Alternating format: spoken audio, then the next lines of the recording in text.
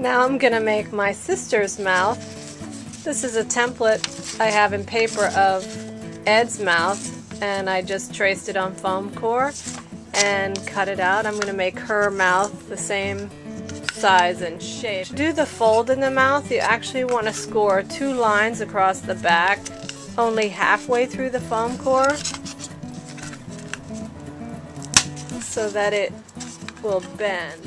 Here I've scored the back of the foam core in 2 places, halfway through the foam core, so that it can bend for the mouth. This is an overbite, or you can also use the underbite. I have the underbite on Ed because his jaw and bottom teeth are more visible. I'm going to do the same thing but turn it upside down for my sister because her top teeth are more visible. For my sister, I'm going to start with the jaw mouth. This is the most difficult part of the Muppet, and then I will add the top of the head and the back of the head later.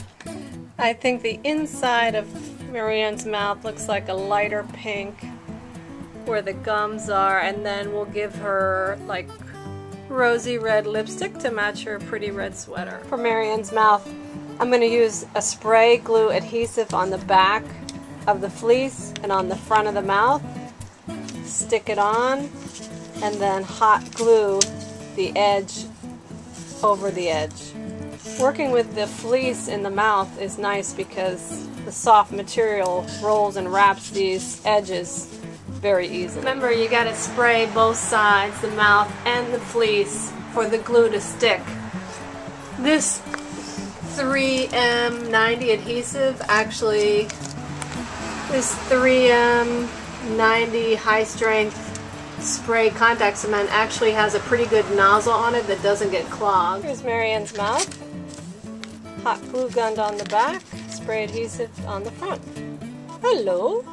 Now I'm going to reinforce the back of the mouth hinge area with black 50 cotton 50 poly t-shirt material. Has a nice open stretchy weave, and I'm going to cut a pattern around the mouth and then glue the black fabric on the back of the mouth to reinforce the hinge. You want to cut a piece of black fabric larger than the mouth itself because when you fold the mouth in half, it actually needs a little bit more fabric to make that bend. And here is the black fabric wrapped around the back of the mouth. Okay, so I've cut around the edges and carefully cut around the edges so not to cut my pink fleece, and then just press down around the black edge to make it flat. Hello! Now it's time to put finger tubes on the mouth. These are going to be tubes mounted on the flap where my fingers are going to go to give me some control in operating the mouth. I take a roll of 1/2 inch poly foam and I measure 4 1/4 inches across, and I cut it all the way down and then glue it together with the contact cement and make a tube. The tubes are then going to be placed where my fingers would go on the back of the mouth.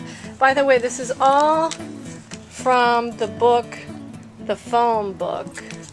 I stick my thumb in and cut it the right length, being careful not to cut my thumb off.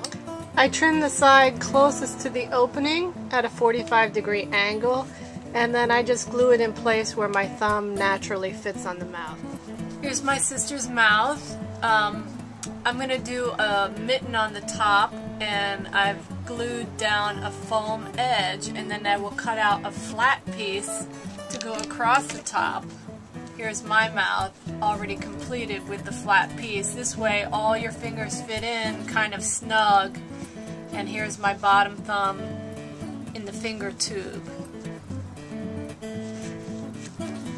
Okay, now I've made my mitten on the top portion and my thumb tube on the bottom. Hello!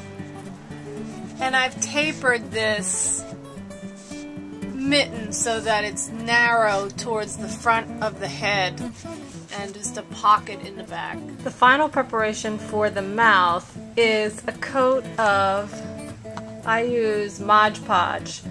You can use other products like Sculpt and Coat, but basically it looks like a white glue. It cleans up with water and soap, and you put it on thick.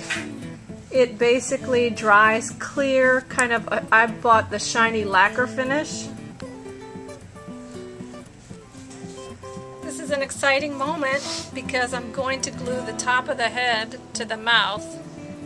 So I will position the mouth in here, use the hot glue gun, and later there will be a decorative lip piece that covers that seam there.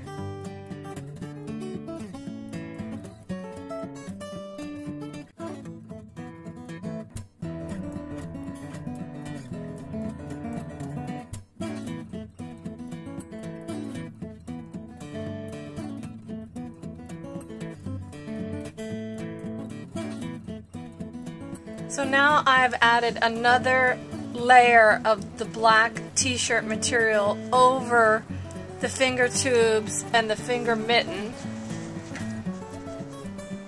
And I'm going to then shellac or Mod Podge, harden, put a lacquer on that area to make it stiff and supportive, because the mouth is where your hand sweats and it's a moving part and it gets the most tear, wear and tear and abuse. Inside of mouth, dark brown. Inside of mouth, light pink fleece.